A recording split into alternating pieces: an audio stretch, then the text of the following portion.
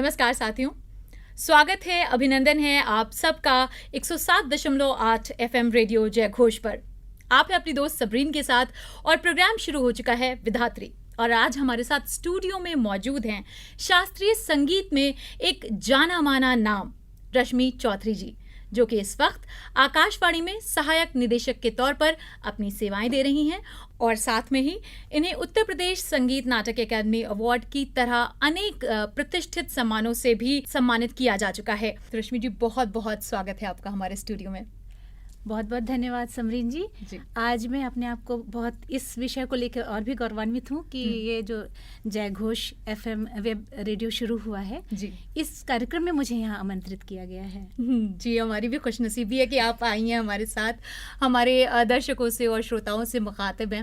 हम अपना सफ़र शुरू करें उससे पहले हम ये जानना चाहेंगे कि शास्त्रीय संगीत का अगर हम बात करें तो अमूमन ऐसा होता है कि आजकल की जनरेशन में आप देखेंगे कि लोग लाइट म्यूजिक की तरफ ज़्यादा अग्रसर हैं या ज़्यादा पसंद करते हैं। ऐसे में आपका सफ़र, आपकी रुचि जो है वो इस क्षेत्र की तरफ से कब और कैसे शुरू हुई? ये तो बहुत ही ऐसा विषय है कि जो घर में परिवेश होता है या फिर ईश्वर की ओर से अपने आप ही एक रास्ता बना होता है कि हमको किस ओर जाना है। चूँकि मेरी मम्मी सितार की माँ जो है सितार की लेक्चरर रही हैं और बचपन से उनको सितार का बहुत शौक था, गाने का भी शौक था, जिसकी वजह से हमको संगीत मिला। तो जब मुझे याद है कि जब मैं बहुत छोटी थी, शायद मैं स्कूल भी नहीं जाती थी और मेरी छोटी बहन मेरे घर से और भी छोटी थी, तो मम्मी सितार के लिए जब प्रैक्टिस करती थी, चूँकि हमारा जॉइंट फैमिली थी हम लोगों की, और बहुत ये लगता था कि हमारे दादी बाबा कहते थे अभी ये सब नहीं, हम रेस्ट कर रहे हैं, बहुत शोर नहीं करना है। तो मम्मी उस समय भी उतनी मेहनत इतना करती थी कि सितार में रुमाल बांधती थी और उंगली से प्रैक्टिस करती थी कि हमारी उंगली चलती रहे। और जब नहीं होता था और वो झनकार होता था, मुझे उसके सितार का जो तुम्बा होता है उसकी जो झनकार मुझे बहुत अच्छी लगती थी। मम्मी सितार ऐसे लेके बैठती थी और मैं बिल्कुल अपना कान उनके तुम्बे को लगा के लगा तो सो जाती थी। मुझे उसी में आनंद आता, तो मैं सो जाती थी उसमें। तो वहीं से शुरुआत हुई, जब मुझे कुछ भी नहीं पता था और मैं स्कूल भी नहीं जाती थी। तो शुरुआत ये हुआ कि संगीत के स्वर तो वहीं पे मुझे कान में पड़े मेरे लिए। और धीरे धीरे करके जब मैं थोड़ी बड़ी हुई तो पास में ही एक संगीत का विद्यालय खुला, वो गंधर्व महाविद्यालय से ही एफिलिएटेड था। तो वहीं पे हम लोग पहले स्कूल में भी जाते थे, शाम को संगीत विद्यालय खुल गया। तो मम्मी बहुत खुश हुई कि चलो बच्चों को कहाँ इधर उधर घूमेंगे, खेलेंगे, इधर उधर बैठेंगी, इन लोग को भेज देते हैं शाम को स्कूल में। मुझे क्लासिकल म्यूजिक के बारे में कुछ भी नहीं पता था। वहाँ जब कुछ चीज़ सिखाने लगे तो मुझे समझ भी नहीं आता था ये शब्द ऐसे ए ओ ए की क्या कर रहे हैं, मुझे नहीं समझ में आ रहा, अच्छा नहीं लग रहा है। लेकिन जब गुरुजी जो वहाँ पे सिखाते थे वो जब तानपुरा मिलाते थे, तब ये इस तरह के इलेक्ट्रॉनिक कोई भी वाद्य नहीं था और मैनुअल तानपुरे को मिलाते थे और बड़े उससे कहते थे पंखा बंद करो, ये पंखा चल रहा है उसके साउंड से तानपुरा ठीक से नहीं मिल रहा है, तो पंखा बंद करवाते थे। जब मिल जाता था तो वो तानपुरे की जो आवाज़ थी, वो जो साउंड था, पासा सासा जो बजता था जो उसमें मिलाते थे, वो मेरे कान में इतना अच्छा लगने लगा कि हम घर आते थे और आके हम कटोरी, चम्मच, ग्लास, थाली सब बजाते थे। मुझे टा टा टा वो क्यों नहीं सुनाई देता। तो ये सारी चीजें बचपन से एक अपने आप ही उसको रुझान था। इवन ये भी होता था रात को जब कभी लाइट चली जाती थी और जाड़े के दिन हुआ, झिंगुर बहुत बोलते थे, तो मम्मी से मैं कहती थी मम्मी ये वाला बाजा कौन बजा रहा है, ये बाजा कौन बजा रहा है, झिंगुर झुंग झुंग झुंग, बड़े बहुत साउंड, बहुत मीठी आवाज लगती थी। तो मम्मी कहती भगवान बजा रहे हैं। तुमने भगवान कहाँ से बजे, किस जगह छुपे हैं भगवान? मैं तखत के नीचे, सोफे के नीचे जा के ढूंढती थी कहाँ पर बाजा बज रहा है ये वाला। तो इस तरह से मेरे मतलब कि शुरू से एक ये था कि संगीत मुझे बहुत प्रिय लगता था और वो बिल्कुल जिंदगी की तरह जुड़ा हुआ है आज भी मेरे साथ। अच्छा, यहाँ से मेरे जहन में एक सवाल आता है कि अमूमन ऐसा होता है कि विधाओं के बारे में ये कहा जाता है कि ये जनजात प्रतिभाएं हैं, ठीक है, इनके गली में सरस्वती बैठी है, ऐसे बहुत सारी बातें कही जाती हैं। जो लोग जिनके पास सुर नहीं है लेकिन उन्हें गायन का शौक है, उनके बारे में आप क्या कहना चाहेंगी? कैसे सीख सकते हैं, क्या रियाज करें, क्या प्रयास करें? इस पे आप रोशनी डालिए। जरूरी नहीं, जैसे संगीत उनको बहुत प्रिय है, उनको अच्छा लगता है, वो चाहते हैं कि मैं गाऊं। यदि वो नहीं गा पाते और संगीत की समझ है उनके अंदर, गले में सुर नहीं है लेकिन संगीत की समझ है उनको, संगीत की, तो वो इंस्ट्रूमेंट भी बजा सकते हैं, सितार है, सरोद है, बांसुरी है, क्योंकि संगीत की समझ है। वो निकाल नहीं पड़ रहे हैं गले से, लेकिन हाथ से कोई भी चीज हम बजाएंगे वो सुर निकाल सकते हैं वो। अच्छा, तो ये कर सकते हैं। तो यदि उनको, और ये तो जरूर है कि बिना ईश्वरी की कृपा के सुर गले में नहीं मिलता। कहते हैं, हमारे गुरु कहते थे जिसने मोतियों का दान किया होता है उसी को ईश्वर संगीत देता है। अच्छा, तो मतलब अगर इस जन्म में मैं मोतियों का दान करूं तो अगली बार मैं गायक बन सकती हूँ या गायिका बन सकती हूँ। ये हमारे गुरुजी मतलब इस तरह के लोग कहते हैं, ये मैं देना वो असली वाले पर्ल्स की बात कर रही हैं आप? अब ये तो मुझे नहीं मालूम लेकिन मोती का मतलब अच्छे कार्य करने का, अच्छे कार्य करने से मतलब है आपका। ओके, ठीक। मैम, एक सवाल और मेरे जहन में आता है, जिस दौर में आपने संगीत सीखा और गायन सीखा, उस दौर पे गाने बजाने को बहुत अच्छी निगाह से नहीं देखा जाता था, तो एक महिला के तौर पे ये आपके लिए कितना चैलेंजिंग रहा? चैलेंजिंग तो ऐसे नहीं कह सकते कि बहुत उस समय ऐसा था कि लोग नहीं देखते थे। आज भी मैं तो ये देखती हूँ कि ख़ास तौर से उत्तर प्रदेश का मैंने जो एक इस चीज़ को देखा है कि यहाँ पर संगीत को बहुत अच्छी दृष्टि से आज भी नहीं देखते हैं लोग। कहते हैं पढ़ाई लिखाई करो, कहीं अच्छी जगह नौकरी वोकरी कर लो, घर परिवार देखो, कहाँ गाने बजाने में लगे, नंबर्स पे फोकस होता है, मार्कशीट कैसी आ रही है। ये भी है। और मैंने कहाँ गाने बजाने में लगे, ठीक है ये काम कर रहे हैं लोग, कर रहे हैं, लेकिन अपना पढ़ाई लिखाई करो, नौकरी करो, घर परिवार देखो, बहुत है। इससे ज्यादा ऊपर तक नहीं सोच सकते। संगीत में यदि सोचते हैं ठीक है, घर परिवार में यदि कोई ऐसा फंक्शन हुआ तो ढोलक बजा के गाना वाना हो जाएगा, इतना गाना तक सीमित है। इसके ऊपर उठ के सोचने वाले बहुत कम लोग हैं। हमने तो देखा आज वाकई में बहुत कम लोग हैं, जबकि मैंने और प्रांत में देखा, चाहे वो महाराष्ट्र हो, चाहे साउथ में हो, कर्नाटक म्यूजिक को लेकर के, इवन मतलब बंगाल में हम देखते हैं हर घर में संगीत है जी। जिसके घर में कहते हैं हारमोनियम तबला नहीं है, वो घर जो है वो नहीं है। मतलब संगीत के बिना घर अधूरा है ही नहीं। ये वहाँ के विचारधारा है। और कहीं निकलते हैं तो सुबह से लोग रियाज करते हैं, प्रैक्टिस करते हैं, ये सुनाई देता है वहाँ पे, गलियों से सुनाई देता है। बल्कि अगर आपका एग्जाम्पल देखा जाए तो संगीत और आपका जो जॉब है वो भी आपने बखूबी निभाया है। दोनों में ही आपने जो है ना अपने काम के झंडे गाड़े हैं। नहीं, ये तो एक ये कह सकते हैं कि इसमें बिना ईश्वर की कृपा के कुछ नहीं हो सकता। आज यदि हमने कायम किया है तो इसमें भी हमारे परिवार का बहुत बड़ा सहयोग है। यहाँ से मैं एक सवाल आपसे और उठाना चाहूँगी कि घर, जॉब और शौक, इन सब का सामंजस्य आप कैसे बिठाती हैं, और आपको फैमिली के साथ साथ पति का सपोर्ट कितना रहता है?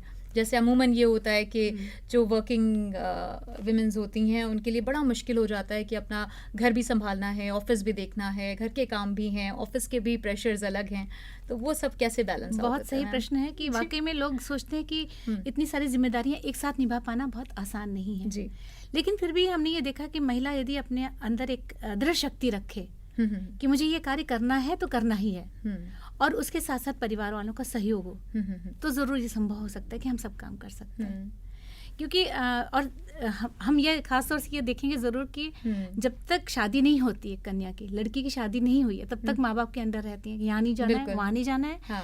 शादी के बाद फिर एक दूसरा सपोर्ट मिलता है हस्बैंड का या उनके परिवार वालों का, सास ससुर का।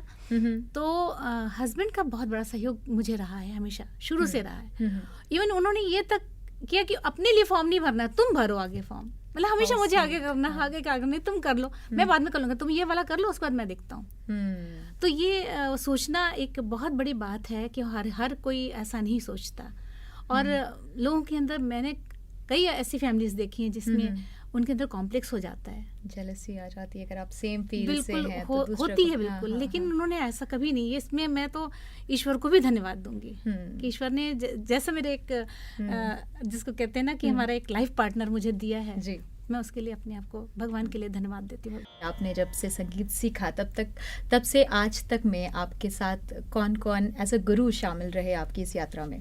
बिल्कुल सही कि हम जैसे अपने सबसे पहली गुरु माँ होती है। बिल्कुल, माँ के अलावा कुछ नहीं होता, क्योंकि माँ ही शुरू में अपनी वाणी की बुआ कहो, मम्मा कहो, बाबा कहो, कुछ भी है, माँ ही सिखाती है। घर के और भी सदस्य सिखाते हैं, लेकिन माँ के तो गर्भ से ही इंसान सीखना शुरू कर देता है। बिल्कुल। तो वो संगीत, माँ चूंकि मेरे संगीत में ही थी, संगीत की यात्रा मेरी माँ से ही शुरू हुई। पहला गुरु मेरी पहली गुरु मेरी माँ है। उसके बाद फिर स्कूल में गए, स्कूल में संगीत की टीचर्स थी, तो वो हम लोग को सिखाती थी। कृष्णा चैटर्जी थी, ऐसी थी दीदी, उन हम लोग उस समय स्कूल में दीदी कहा जाता था। हर टीचर्स को दीदी हम लोग कहते थे, आज मैम कहते हैं सब लोग, लेकिन वो दीदी कहते थे। उसके बाद जब हम BA क्लास में मेरा एडमिशन हुआ, तो वहाँ पे कमला बोस मैडम थी, हमारी कमला बोस दीदी थी, और रॉबिन चैटर्जी थे। तो रॉबिन चैटर्जी से भी हम लोगों ने बहुत कुछ सीखा, और उन्होंने बहुत अच्छे से बताया, क्योंकि क्लास में जब भी होता था, जो अच्छे लड़कियां जो गाती थी उनको अलग से कुछ भी कहते थे, तुमको कुछ भी पूछना मुझसे पूछ सकते हो। तो ये एक सहजता उनके अंदर भी थी कि इतने अच्छे से वो समझाते थे, बताते भी थे। और फिर जब बीए क्लास करने के बाद जब मैं एमए क्लास में मैंने एडमिशन लिया, उसके साथ ही साथ मैं प्रयाग संगीत समिति से भी मैं और भी अलग से कोर्स कर रही थी, जैसे विशारद है, प्रवीण है, या यहाँ पे विशारद है, वहाँ पे प्रभाकर और प्रवीण होता था। अच्छा। तो वहाँ पे हमको विश्वकर्मा सर थे, वो सिखाया था उन्होंने, और गुणे जी थे, उनके अंदर हमने प्रवीण किया था। गुणे जी सर भी बहुत स्ट्रिक्ट थे, वो यदि एक बार उन्होंने बहुत तेज मुझे डांट दिया, और इतना डांटा कि मैं रोने लगी, बिल्कुल रो के जब क्लास से जाने लगी तो चपरासी से कहा उस लड़की को बुलाओ, और उन्होंने बुला के कहा बेटा तुमसे कुछ उम्मीद दिखती है मुझे, इसलिए मैंने आज डांटा। आज तुम्हें मेरी डांट को तुम कभी डांट मत समझना, उसको आशीर्वाद समझना। वो कोटेशन मेरे दिमाग में ऐसा छप गया था, जब भी कोई गुरु मुझे डांटता था, मैं उस गुरु के डांट को मैंने डांट नहीं समझा, मुझे लगा वो मुझे आशीर्वाद ही दे रहा है। क्या बात है।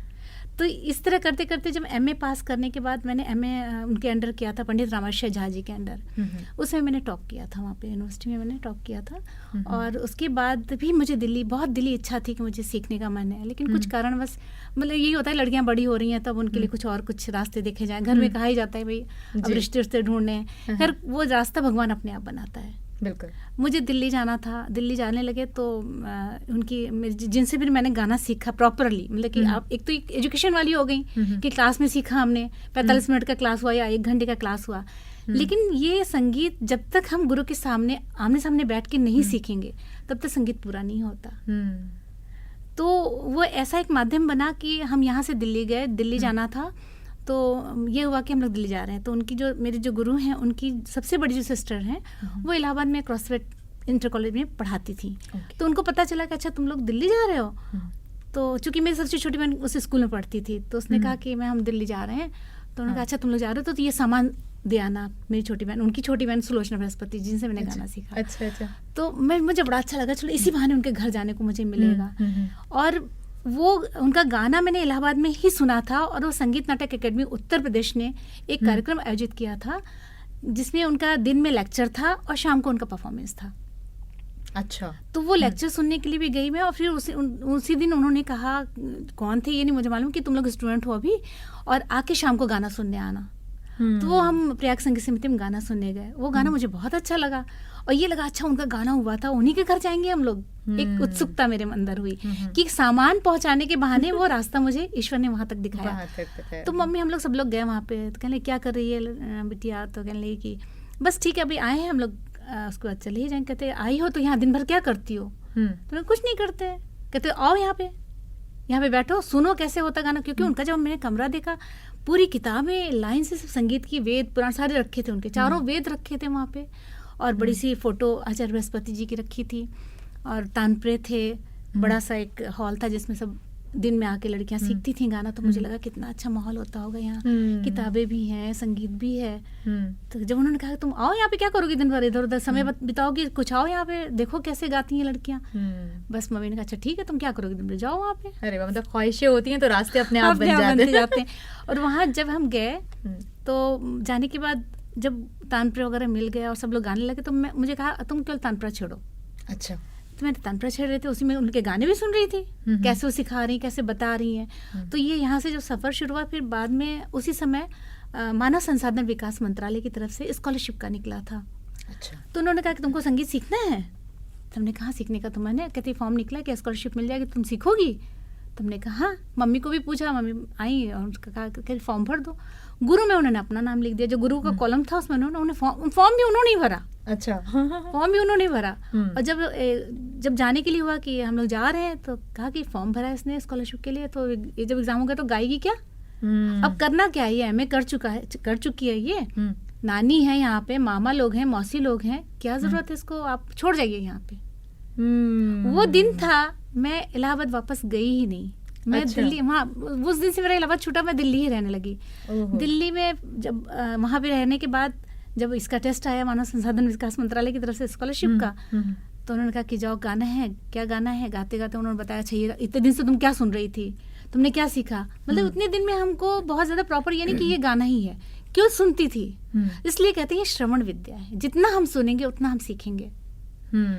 तो उन्होंने कहा अच्छा ये बंदिश तुमने सीखी है, तुम इसको गाओ। तो उन्होंने कहा अच्छा तुम राग भैरव और यमन 2 चीज़ बताइए ना, इसको तुम गा के बताओ। तो उन्होंने कहा अच्छा हाँ इतना ठीक है, तुम गा लोगी। गाए वहाँ पर उस समय, और अब इंडिया से, पूरे भारत से 20 लोगों का सिलेक्शन हुआ था, जिसमें मेरा सिलेक्शन हुआ। तो ये रास्ता ईश्वर अपने आप बनाता चला गया, और वो समय था, नहीं तो मैं वापस जाती अपने घर और क्या करती, कुछ नहीं। एक घर परिवार होता है भाई, लड़कियां हैं, हर एक की शादी होती है, घर परिवार संसार बसाता है, लेकिन ये एक जगह बनाने वाली बात तो मेरे साथ ईश्वर था, इसलिए मैं इस रास्ते तक पहुंच पाई। फिर वहां रहते ही रहते उसी समय ये फॉर्म निकला आकाशवाणी का। इसके पहले मैं गाजियाबाद में भी डिग्री कॉलेज में पढ़ा रही थी, वो एडहॉक की थी नौकरी। तो एडहॉक वो मुझे मेरा इंटरेस्ट का भी था, क्योंकि मुझे सिखाने का भी बहुत शौक है, मैं सिखाऊं भी और सीखूं भी, इसी बहाने कुछ पढ़ने को मिलेगा। लेकिन वही था कि उस समय एडहॉक पे था, और इसी समय ये आकाशवाणी का जब निकला फॉर्म भरा, उसमें मेरा सिलेक्शन हो गया। क्या बात। तो घर वालों ने कहा अरे ये क्या है, तो ये सेंट्रल गवर्नमेंट की जॉब है, अच्छी जॉब है, अच्छा है बिटिया वहाँ पहुँच जाएगी। सब करते करते फिर पोस्टिंग मेरी अल्मोड़ा हो गई। तो वो भी एकदम ऐसी जगह थी जहाँ पे एक देवस्थल लगता था, मुझे लगता था बहुत सुंदर, मतलब सीनरीज देख के मैं उसमें खो जाती थी, अच्छा लगता था मुझे। तो ये इस तरह से सफर होता रहा। पंडित रामाचार्य जी के सीखने के बाद जब मुझे नेशनल स्कॉलरशिप मिली, तो मैं अपनी गुरु श्रीमती सुलोचना बृहस्पति जी के अंडर मैंने सीखा। बहुत ही विद्वान विदुषी महिला, जिनको साहित्य के साथ साथ संगीत हर चीज का बहुत ज्ञान है, क्योंकि आचार्य कैलाश चंद्र देव बृहस्पति अपने आप में संगीत जगत के एक जाने माने नाम है, जिनके बारे में लोग पढ़ते हैं, मतलब पढ़ाया जाता है, कोर्स में पढ़ाया जाता है उनकी चीजों को। उनसे आपको सीखने का उनकी पत्नी, हाँ उनकी पत्नी, क्योंकि आचार्य बृहस्पति को तो मैं नहीं देख पाई, जब मैं गई तो वो नहीं थे वहाँ पे। वो तो बहुत जल्दी चले गए। लेकिन उनका कार्य, उनकी पत्नी जो अभी भी हम जाते हैं, अभी वो हैं, ये मेरा सौभाग्य है कि वो हमारे अभी भी हमारे लिए हमारे उनकी छत्र छाया है। इतनी देर से हम आपकी मधुर वाणी में आपसे बातें कर रहे हैं और गीत और गायन की बातें ही चल रही हैं, तो अब हम चाहते हैं कि हमारे श्रोताओं को और दर्शकों को आप अपनी मधुर सी आवाज़ में कुछ सुनाएं। एक बंदिश मुझे याद आ रही है, आचार्य बृहस्पति जी की लिखी हुई, बहुत सुंदर उन्होंने बाल गणेश का वर्णन उसमें किया है। अच्छा। और चूंकि हर कार्य हम लोग गणेश वंदना से शुरू करते हैं या सरस्वती वंदना से शुरू करते हैं, और जो भी पूजा होती है पहले गणपति पूजा किए बिना कुछ नहीं होता। तो मैं गणपति जी की स्तुति कर रही हूँ। बिल्कुल। बाल गणेश हैं, बहुत सुंदर उनका चित्रण है। गजानन ठुमकी निरति करत मंजीर किंकिनी बाजत रुन झुनु। उनके पैर में एक छोटा सा पायल घुंघरू बंधा हुआ है, और वो थिरक रहे हैं, वो डांस कर रहे हैं, और कैसे ठुमक ठुमक कर रहे हैं।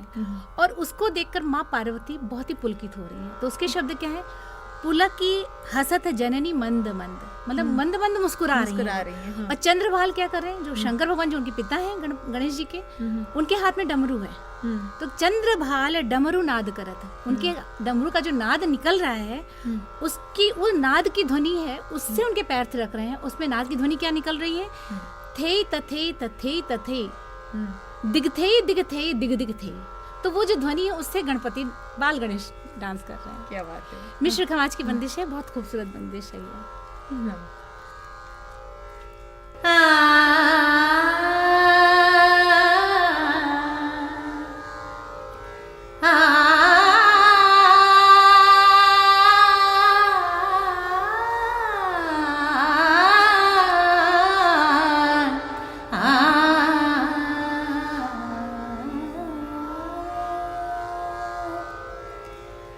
गजानन ठुमके निरत करत मंजीर किंकिनी बाजत रुन झुन। गजानन ठुमके निरत करत मंजीर किंकिनी बाजत रुन झुन। पुलकी हसत जननी मंद मंद चंद्रभाल डमरू नाद करत उमगी उमगी। थे थे तथे थे तथे दिग थे दिग थे दिग थे दिग थे दिग दिग थे। गजानन ठुमके निरत करत मंजीर किंकिनी बाजत रुन झुन। गजानन ठुमके निरत करत मंजीर किंकिनी बाजत रुन झुन। गजानन।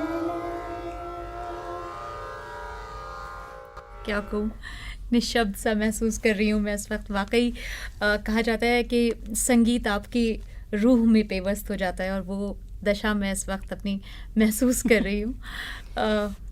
मैम, हम अपने प्रोग्राम के आखिरी पड़ाव पे आ चुके हैं और मैं चाहती हूँ कि आप हमारे दर्शकों को और श्रोताओं को जाते जाते महिलाओं को स्पेशली कुछ संदेश दें। संदेश देने के लिए तो बस यही बात है कि संगीत एक ऐसा विषय है जो निरंतर अभ्यास करने से ही आता है। संगीत के बारे में यह कहा ही जाता है, यदि हमने उसको पकड़ा तो वो मेरे साथ है, जिस दिन मैंने उसको छोड़ा वो मेरे साथ से छूट के चला जाएगा।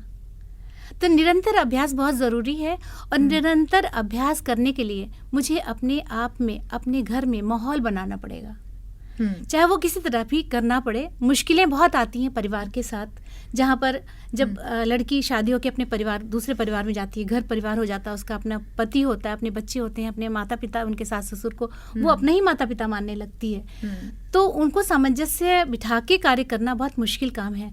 तो ये काम भी करने के लिए उनको उस तरह से मोटिवेट करना, ये भी एक कठिन काम है। लेकिन यदि हमने दृढ़ संकल्प कर लिया तो निश्चित रूप से हम उसमें कामयाब होंगे, हमें सफलता ज़रूर हासिल होगी हमें। और इसके लिए हमेशा मोटिवेट करना पड़ेगा परिवार वालों को।